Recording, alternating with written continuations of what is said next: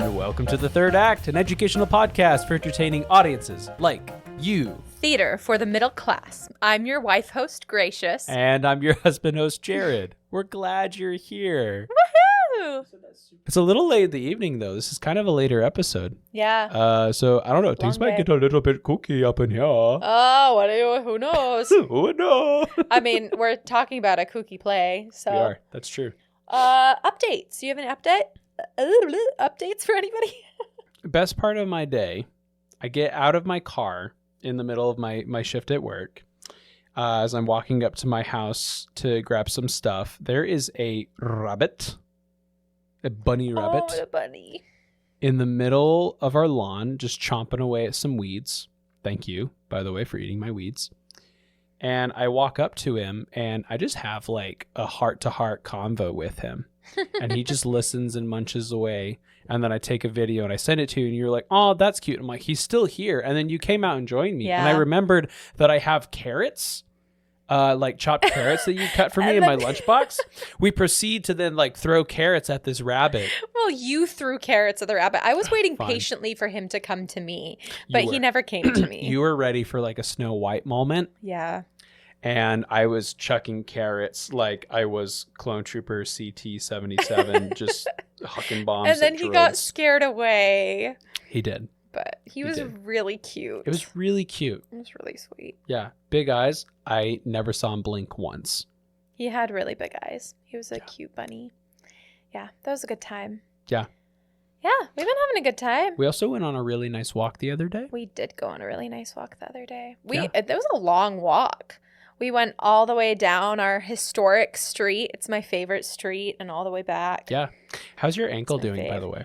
It's okay. Actually, I haven't noticed the last little bit. I have a Nice. weak right ankle. That's so typical. That's A princess would have a weak ankle. That's the best way I can describe it, because I don't Meg. think I actually sprained it at any point. It's just kind of weak.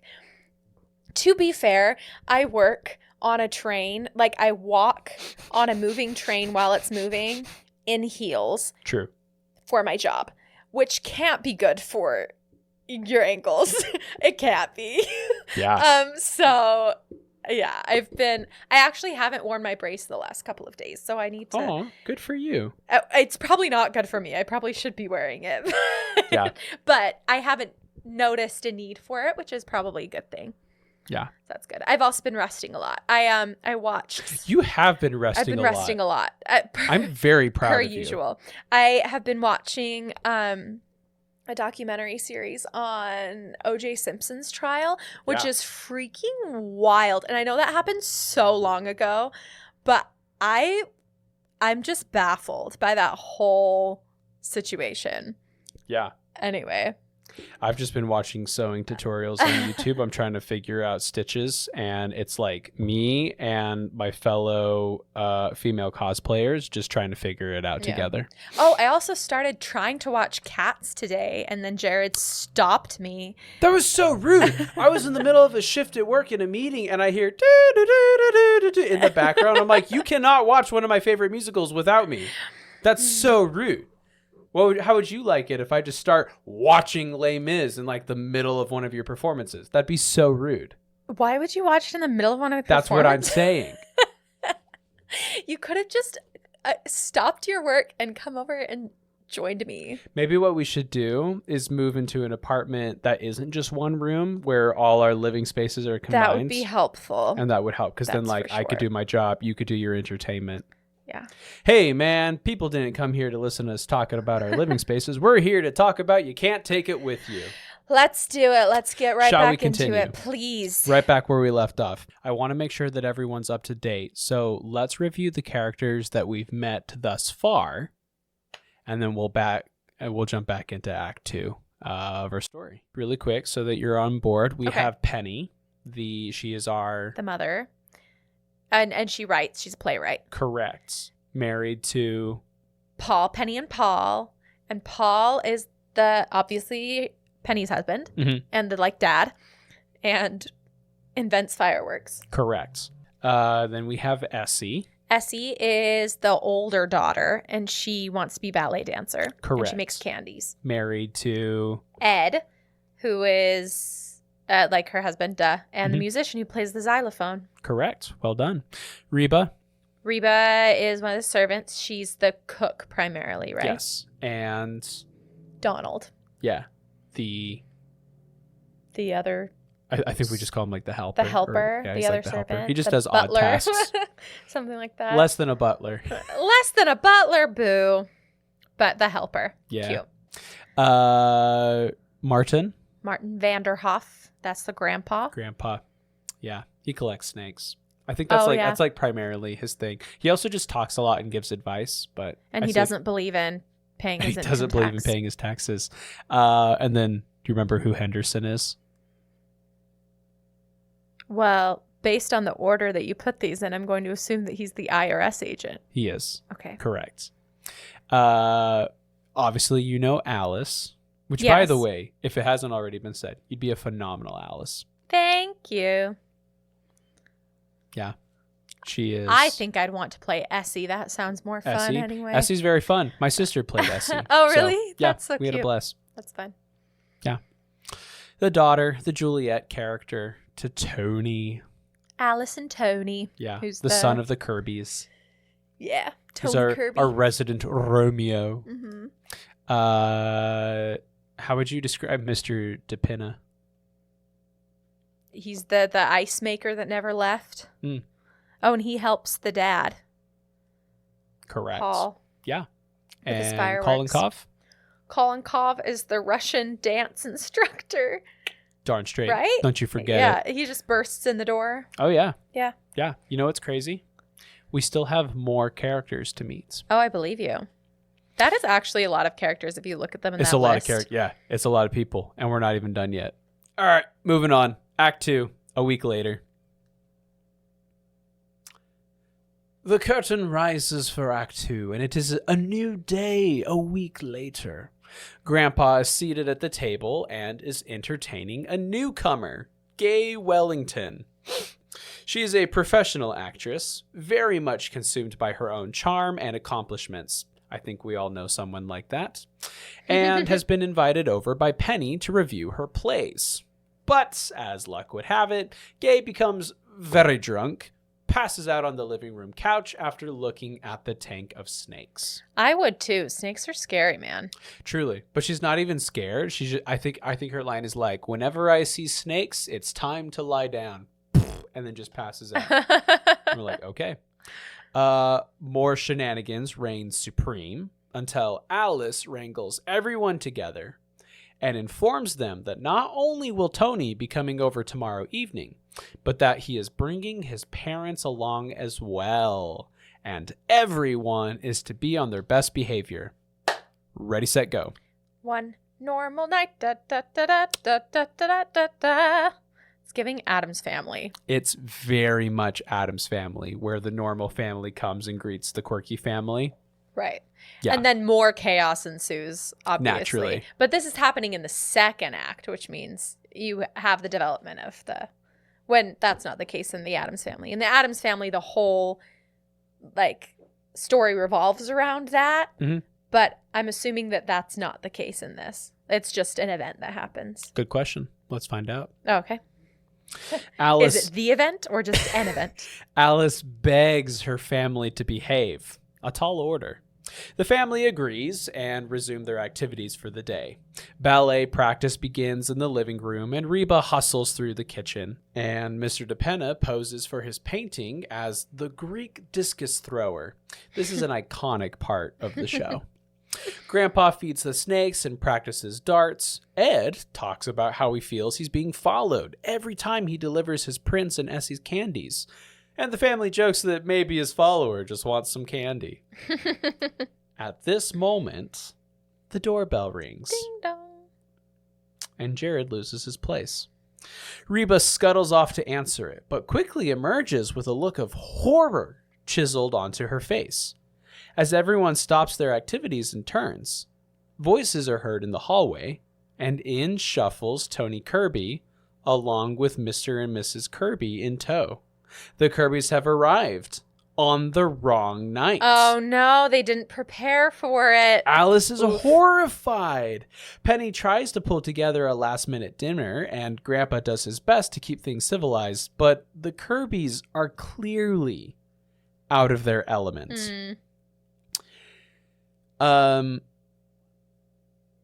Okay, so we have to put a pause in the storytelling because we need to discuss some themes really quick. Gratian, I need you to put on your historian hat. Okay, buckle ready. in. We're going to get serious, right?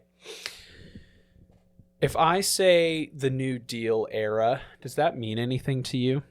Yeah, that was like the end of the Great Depression, right before World War II. Yeah, kind of within this FDR. 1933 to 1938 era. Mm-hmm. Right? Exactly like you said. Because of World War I, we're in this depression. And so themes of anti-establishment start coming up. I'm just going to read what I wrote. We started seeing a rise in suspicion of banks, institutions, and conformity. Right? This was a very common theme that we were seeing in the or like common government people. or income tax. That's kind of something that they're talking about, right? Right. So the Sycamore family, cheerfully rejecting the status quo, embodied a counterculture ideal before the 1960s made it fashionable. Yeah. So I know that, during this era, that social welfare was also a big talking point, that they're talking more about the welfare of people. Instead of companies. Correct. Or banks or the government. Or thinking of America as a whole. Right. Yeah. Right. It's more individualistic, which is what this family kind of, that's their ideal. So this is one thing that the Kirby family, they bring in with them. They very much meet the status quo. Right? The Kirbys also represent fear that many people feel, the pressure to conform, to be respectable, to succeed in life. So they're like the perfect upstanding citizens. Yeah. So it creates a very fun tension to see these two forces collide very noticeably within the middle of Act 2 of our show. Mr. Kirby is described as being stiff and joyless. He raises orchids in his spare time, not because he enjoys it, just because he can afford it. Oh, yeah. It's one Mrs. of those. Kirby is more spiritual, which Penny calls a fake. And in my unprofessional opinion, they often read as Richard and Emily Gilmore from Gilmore Girls. Very polished, professional, and shall we maybe say, a little rigid uptight, in their own ways. Rigid. Yeah. Still cute though. By the way, I think I'm on season 3. 4, I think. 4 of Gilmore Girls. Getting crazy. Rory's in college, making some weird decisions, but it's okay. Yeah. And Suki just had her baby. You got to get through that before Netflix. I'm trying. I'm trying. You have 3 days. 3 days? Yeah, I can binge. What? 4 more seasons? 5 more seasons? Oh. It's a tough challenge. I'll see if I can rise to it. Here's the dealio. Gay, remember our actress friend? I literally forgot that she was still there, but yeah. She wakes and rises from the couch, sings a few bars from There Was a Young Lady from Wheeling Who Had a Remarkable Feeling, which apparently is a song, pinches Mr. Kirby on the cheek, and wobbles her way upstairs. Kolinkov, not one for subtlety, demonstrates Roman wrestling and throws Mr. Kirby to the floor. It's a rough night all around. The topic then turns to that of hobbies. Gracious, do you have any thoughts about hobbies? Well, we were just talking about hobbies the other night. We were talking about how important they are to a person's health, especially if someone doesn't have a good social circle. My gosh. Hobbies are like a lifesaver. Yeah. I wouldn't call myself a hobbyist, or at least not a crazy hobbyist, but I love my piano and my singing and my reading and my coloring. So And those things have gotten me through some really hard times. And my napping is a hobby. Napping's 100% a hobby, 100% and hobby. anyone who argues that clearly has not dedicated enough or time going to their on craft. walks or listening to musicals or having a podcast. Like, this is one of my hobbies, I guess. This is a job for me, not a hobby. It's a job. Do you get paid? Yes. Yes. With love, kisses, and admiration from you. Oh, that's cute. But yeah, I mean, and it sounds like this family has some crazy hobbies, but hobbies are important. They are important. I agree with everything that you just said, and I have to put in a plug here.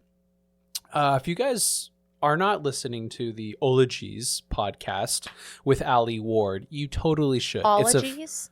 It's probably Ologies. Ologies. It's a phenomenal podcast. She does a wonderful job. She did an episode where she interviews professional author Julie Hotz about Saluginology? Yeah. Which translates to humans and their hobbies, right? It's a really good episode. Julie Hotz has written a book, her book, The Connection Cure, and it talks about the power of movement, nature, art, service, and belonging, and they talk extensively about the importance of hobbies, everything that you just demonstrated, right? A well-balanced life has those 5 things: movement, nature, art, service, and belonging. And lots of hobbies will include one of those things, if not several simultaneously. Yeah, phenomenal. Check it out. And so if you have a favorite hobby, drop it down below. Actually, don't. Stop what you're doing. Come over, come visit, be a friend, and let's do a hobby together because your boy has time. Let's be friends. That's your assignment. Do not press like. Do not subscribe. Come do a hobby with me. I'm bored. Let's hang out. It is at this point in the show that we have to play a game. Let's play the potato game. I'm just kidding. It's not a potato game. We're going to play a word association game. Oh, those are fun. To pass the time after this awkward incident of Mr. Kirby getting thrown to the floor in Russian wrestling, Penny suggests that they play a word association game. Alice imagines what is coming and immediately tries to squash the idea, but Penny shrugs her off and instructs everyone to write down the first thing that pops into their heads after she says certain words. Penny offers the words potato, bathroom, lust, honeymoon, and sex. For the word potato, I said casserole, duh, and you said light. Sunrise on the Reaping, ladies and gentlemen, which you haven't read that book yet, but it just made me think of a part in that book that I read recently. Oh. So. Cool. That's what's up. Good for you. That's some good word association. Because they make a light out of a potato. Oh. Yeah. Cute. All right. Very cute. You learn that something was the new first every thing day. that came to my mind. Great. The second word was bathroom. I said tile, and you said toilet paper. Both very Those are respectable both pretty words. respectable answers. Yeah. Yeah. The second word was lust. I like yours. Yours was spicy. Spicy. My only thought was, oops. Oops. Dude, it's the first thing that came up. Purity culture. I know. Still in there. I know. Okay, well, the next word was honeymoon, and this was cutie. I said ocean. You said beach. Because we both thought of our honeymoon when we went to Outer Banks. Yeah, very fun. Yeah. I mean, of course we're going to think of our own honeymoon because that's our experience with the word honeymoon. Yeah. I'm glad that's the first thing that comes up and not someone else's honeymoon. The last word is the word sex. I said intimacy, and you said ooh. Yep. Which isn't a word, but I said that is oops. too a word. I said oops, so we'll go for it. Yeah, if oops is a word, ooh is also a word. Yeah. So you're welcome to play at home, folks, whatever comes up first for you. But we're not talking about you dingus. We're talking about the characters in the play. Gosh. Gosh, you said that just like Napoleon Dynamite. Gosh. Thank you. Keep going. So, obviously everyone in the family plays along, which it was very fun for the cast because every night we're all writing down answers and every night we're trying to make each other break. At one point, like one of my friends was terrible at writing, so he just drew pictures every night, never related to the word. And they would get like more and more graphic as we went on. Anyways, I digress. What's important is that Mr. and Mrs. Kirby, their answers get shared with the entire family, and they didn't realize that their entire answers were going to be shared with everyone. They thought it was just an exercise. So the prompt is potato. Mr. Kirby says steak. Mrs. Kirby says starch. Both very reasonable. Yeah. The second word is lust, and Mr. Kirby goes with... the second word is bathroom. Oh, thank you. Is bathroom. Thank you. Mr. Kirby says toothpaste, and Mrs. Kirby goes Mr. Kirby. And then explains that Mr. Kirby spends a lot of time in there, bathing and shaving. Okay. Okay. We continue. The third word is lust. Mr. Kirby puts down unlawful, and Mrs. Kirby says human, claiming it is a perfectly human emotion. Mr. Kirby disagrees, saying that it is depraved. The fourth word is honeymoon, which Mr. Kirby describes as trip, and Mrs. Kirby says is dull. She then explains that, and quote, there was nothing to do that night, end quotes. Dang. Referring to her own honeymoon with Mr. Kirby, which I think they had... She just talks about how there were a bunch of old people and they were just like sitting on the porch and there was nothing to do. The final prompt, sex. Mr. Kirby puts down male. Okay. Mrs. Kirby says Wall Street, which is quite odd. She at first claims that she doesn't know what she means by it, but once provoked, she finally yells at Mr. Kirby, "You're always talking about Wall Street, even when..." And then cuts herself off. But the damage is already done. Dang.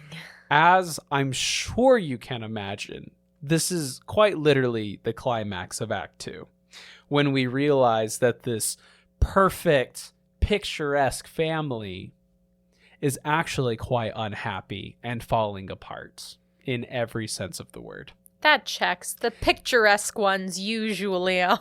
So this is quite a dynamic shift, right? Dang. From what they projected when they first entered the scene.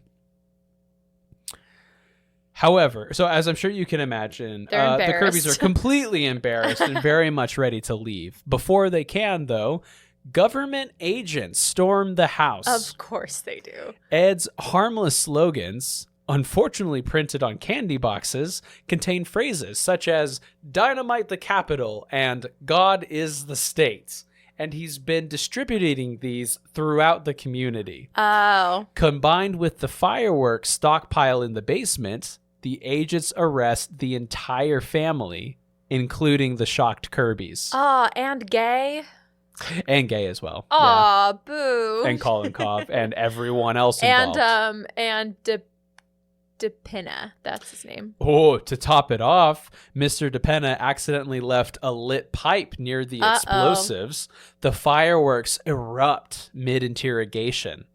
Chaos reigns, and the act ends in an uproar of smoke, sparks, and confusion as everyone is handcuffed and exited off the stage as the curtain falls. as the curtain falls and the fireworks explode. Yeah. That is very fun. Very fun. Complete and utter chaos. Love it. Yeah. Any thoughts, comments, questions, or concerns up to this point? I think it's so fun. Yeah. Yeah. I love chaos in a play. I love the drama. I love the drama, especially when it's in a comedy, because the drama is so ridiculous. Oh, yeah. Always. Yeah. That's why we go to watch comedies, right? Yes. So I say, like, oh yeah, this play, it's presented, in the world of realism. Realism is a stretch. You cannot fit this much into a day, even if you tried. No. I think maybe the set is realistic, and maybe the costumes could be semi-realistic, and the acting is in the style of realism, but it's situational. Farcical. Yeah. I think I just made up a word. No, I think farcical. Is it? I think I just made up a word. I think But you know farcical what? might be a word. I'm owning it. That's my chaos for the day. I'm inventing. Oh, who was it? Was it Stoddard that just talks about? He's like, yes, whatever would we do in the world without actors making up new words left and right? Was that Stoddard or was that someone It else? sounds like something Stoddard would say, but I don't remember him directly saying that. Stoddard probably was wrong. our college professor of theater, by the way. Love that man. I love him. It was probably someone else. Anyways, it's just it made my day because I think we were like reading a script and then someone was trying to describe it and like makes up a word and we all just look. We're like, as if there aren't like, what are there just not enough English words in the human vocabulary? No, absolutely like, no, not. I need to make up one to describe it. Such as when I described I'm gonna curdered that thing. Yeah. Curdered, yeah, that's a new one. Oh, what's the? We can cut this out if we need to. Do you remember our friends? Spronky. Skronky. Oh, Skronky. That's right. Skronky's a word. Copyright pending. I think she's still waiting on it. Our friend created the word Skronky, and we asked, what does it mean? She goes, whatever you need it to mean. So that's a word that you can now add to your arsenal. Skronky. Yeah. Skronk up a storm, folks. Anywho's. I digress. Shall we continue? We shall.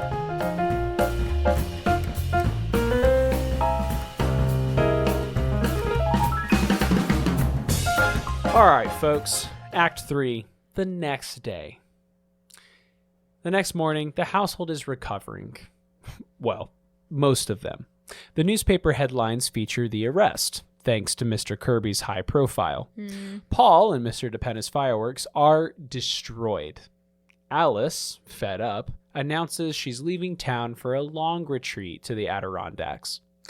Tony tries to stop her, but she's had enough and wants to be left alone, where there are no xylophones, no fireworks, no candies, and especially no snakes. So they all got arrested, but they're out now. Oh, yeah. They just Cool. spent a night. And they Great. talk about it and how they all made friends with the inmates while they were there. Gotcha. Because, of course, they did. Of course they would. Yeah. So they're all at home now. But Alice is about to go. Yep. Tony reveals that he brought his parents on the wrong night deliberately.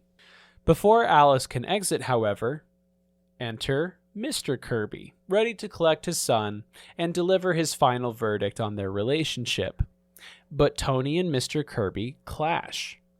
Tony reveals he brought his parents on the wrong night deliberately to show them that the Sycamores, with all their madness, actually live fully and love deeply, something that Tony says he never had with his father. Ooh. Grandpa challenges Mr. Kirby. Does he even like his job? And then he goes on to have a conversation with him about modern hustle culture. They have a discussion about modern hustle culture, even back then. No, they don't. No, it's just something that you can interpret and talk about. It was a talking point for us, right? Yeah. It was a problem back then, and it's a problem even more so today, right? Of like, you gotta be busy, gotta hustle, and like, sure, if that's a dream, go for it. But at what cost? Yeah. What are you chasing? That's a question that that Grandpa asked. You know, what are you chasing and why? Obviously, at the time, this was during the Great Depression, and so I imagine that several people are trying just to get by, just to survive. But Mr. Kirby has everything. He works. He owns a company on Wall Street. You've achieved it. Sure, but I'm assuming that most people had jobs for the purpose of survival. And the thing with jobs for the purpose of survival, or at least in capitalist America, Sure. usually the hours you work or the harder you're like putting it, most of these people on Wall Street are working like 80-hour weeks. Oh, yeah. Ridiculous Right. amounts of time, like not giving time to anything else. Paired with extreme pressure at work to compete. Extreme pressure. Like the hustle is just like that hustle and the hours that you're spending at work usually equals the amount of money you make. Sure. And I think that as soon as, I mean, you can never have too much money, right? That's the idea. Because if money is God's curse, may he strike me with it. May well, I never recover. I just mean, right? If you get more money, then you spend more money. And then you like change your lifestyle to adjust to the amount of money that you're having. Correct. Thus, because of your lifestyle, your need for funds increases. Right? True. And I mean, work is an addiction. We know that people can be workaholics too. Yeah. And I'm assuming if he has this big Wall Street job, and if he's talking about Wall Street during sex, he's probably pretty addicted to work. Yeah. Right. Yeah. So I don't know. Yeah. And we asked, like, you know, Grandpa is kind, and he asks at what cost and doesn't go into details. We've clearly seen it's at at the expense of his relationship with his wife, with his own daily activities, with the relationship with his son is severed. Well, and as we know, because Tony says, he's like, I feel like I have a boss, I don't have a dad. As we know, you kind of have to make a decision at some point between work and family. Oh, sure. Like some people do it really well, and they'll work really, really hard when they're young and then have kids later and then like dedicate their time. But then they have to have a spouse who's willing to do that and who's willing to not have or to be a little more independent. Sure. Right? Well, and shout out to all our parents out there who are doing it on their own and trying to manage both, to be the parent and the provider. Shoot, I can't imagine. Yeah. That's crazy. It's hard. It's just a balance. Well, and really, it's the more time, the more effort, the more like brain power you're putting into work, typically the more you get from, well, or so you think. But then some people are working so hard and working multiple jobs and working so many hours and still not getting by. So yeah, dude. Hey, can I be super truthful with you? Absolutely. You should teach a course on finances and economy, because that was really well said. I should teach a course on finances and economy. You should. Yeah, because I know so much. Yeah. Based on my observations of the world. in front of some financial bigwigs, and I'm going to have you teach a seminar, and you're going to change their life. They're like, who is this white chick?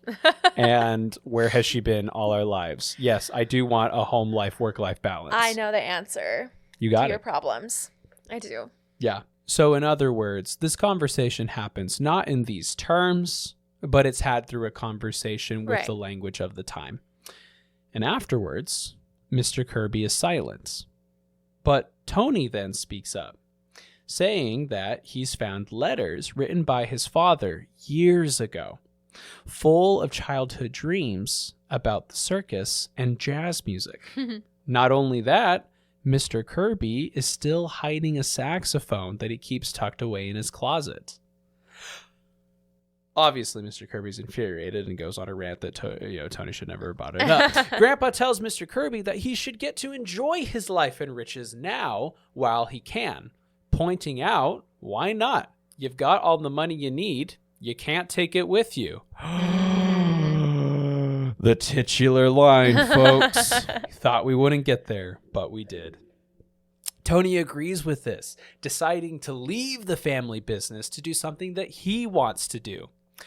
And Mr. Kirby finally gives in and gives his blessing to Alice and Tony getting back together, which they do. Because Alice still hasn't left. And they kiss like 8 times. Of course. Yeah, because they're cuties.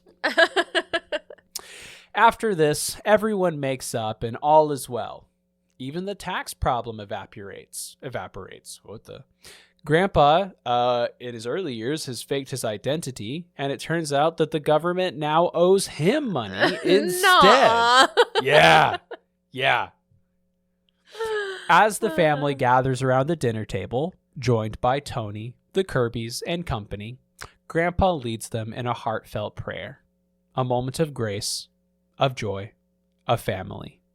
And then they eat. And the curtain falls. Aww. And the show is done. Yay! That sounds like such a fun show, and now I want to do it. For your dining pleasure, ta-da!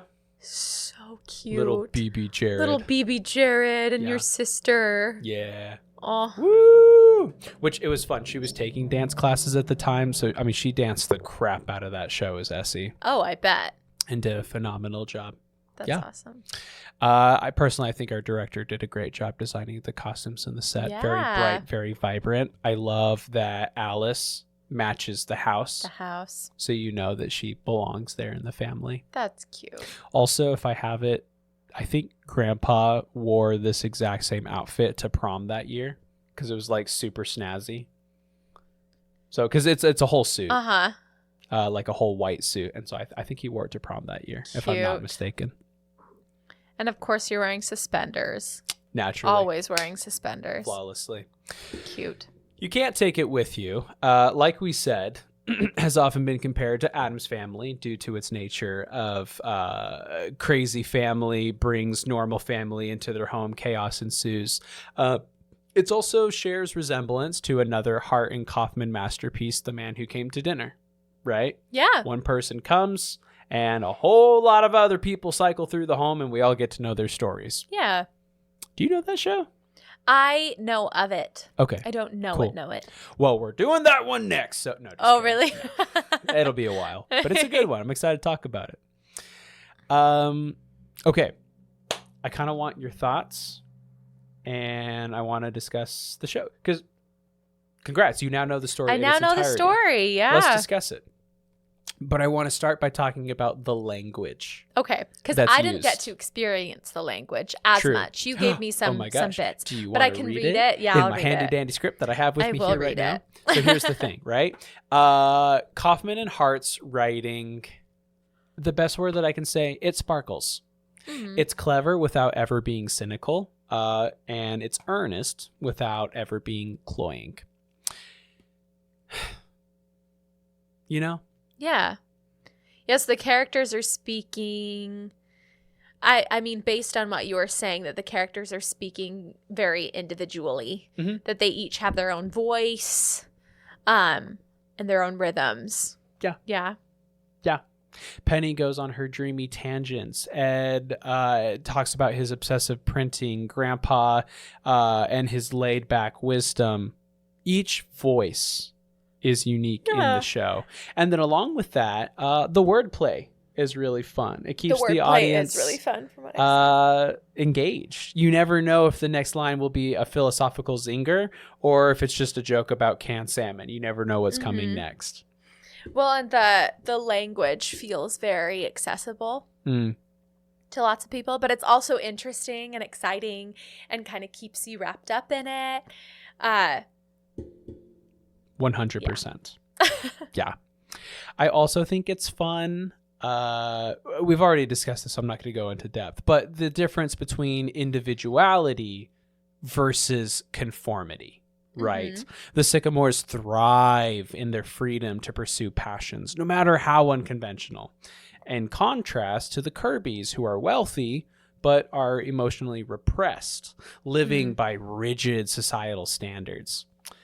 I think the play boldly asserts that happiness comes from self-expression, not social status or marital wealth. Well, in that same vein, I think another thought is that they're kind of reimagining the American dream in this, right? It's the American dream reimagined. Yeah. Because I think when we think of the American dream, we're thinking of if you work really hard and you start a business, you can succeed as a businessman. Cute house, white In picket America, fence, right? 8-inch screen. Right. But you only get that if you work really hard at business, and those are the things that you're working toward. You're working toward being a businessman and being like a bigwig and working on Wall Street, right? That's the dream. But they're totally reimagining this. Especially, I think it's important to remember when this was written, right? That it was written right after the Great Depression when capitalism failed. Right? Failed a lot of snap. people. True. Basically at this point, True. right? People don't believe in the American dream anymore, or at least what it used to be. Sure. Yeah. So I'm sure that Kaufman and Hart were thinking more about what if the actual American dream wasn't about money or power, but instead it's about living authentically and family and being love true to you. and being true to you. The individual. Right. Fair point. So, dang, you smart. What can I say? The final thing that I want to say, and when I was looking it up, this is the thing that came up again and again and again as I was doing research, is that this is just escapism through comedy. Right? And like you said, let's rewind to the Great Depression.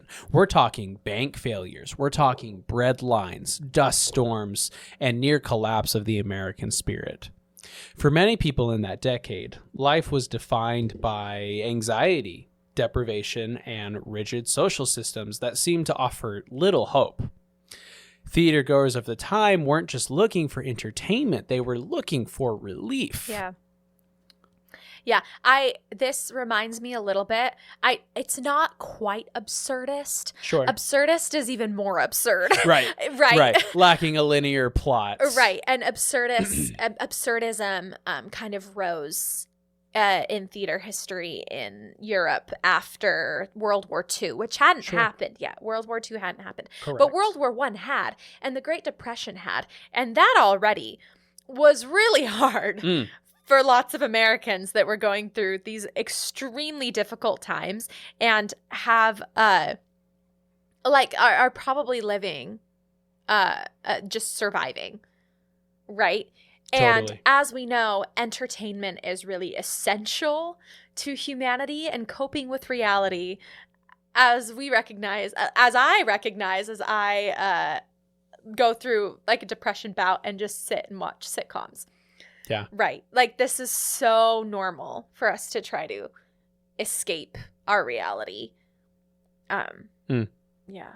Yeah. And that's probably, they were just trying to write something farcical and something comedic that they could just laugh at and just enjoy. Oh, absolutely. And so along comes You Can't Take It With You. And suddenly the curtain rises on a world that deliberately, like you said, defies logic, stress, and convention. A family who literally does whatever makes them happy. A grandfather who quit working because he didn't enjoy it and has thrived ever since. A household where ballet, typewriting, snake training, and xylophones all coexist without judgment. Yeah. In other words, for audiences weighted down by brutal realities of the time, this wasn't just amusing, it was transformative. Because as they showed us, life isn't about what you can take with you, it's about what you give away. And that's the show, folks. That's all, folks. I think I've talked about this before. I always have like the Madeline quotes. That's all there is to tell. There isn't anymore. I always have that like stuck in my head whenever we finish.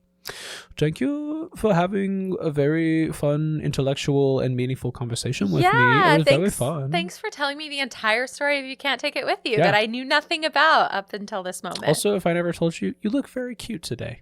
Thank you. So, very thanks for spending time with me. Ew, not in front of the audience. You gross. Get a room that isn't a recording room. Hey, folks, I'm going to be super real with you. If you enjoyed what we had to say, you could give us a like. If you enjoy what we're making, maybe give us a follow. If you think what we have to say could be enjoyable for someone else who's a little kooky and quirky, give us a share. We hope that you will join us in 2 weeks when we have our next episode. In the meantime, we know that some of you have auditions, rehearsals, or performances, or the plethora of things that you may have going on. So go do something in the sunlight and break a leg. And keep making up words, because that is super important to the American vocabulary. Keep them cooked and rizzed and skibbity toileted and all that jazz. Ew, you not gross, that nasty. One. No. I'm out. Peace. Get a room that isn't a recording room. Hey, folks, I'm going to be super real with you.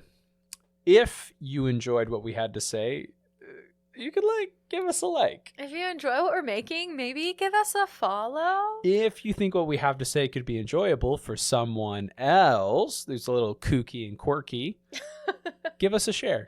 We hope that you will join us in 2 weeks when we have our next episode. In the meantime, we know that some of you have auditions, rehearsals, or performances, or the plethora of things that you may have going on. So go do something in the sunlight and break a leg. And keep making up words because that is super important to the American vocabulary.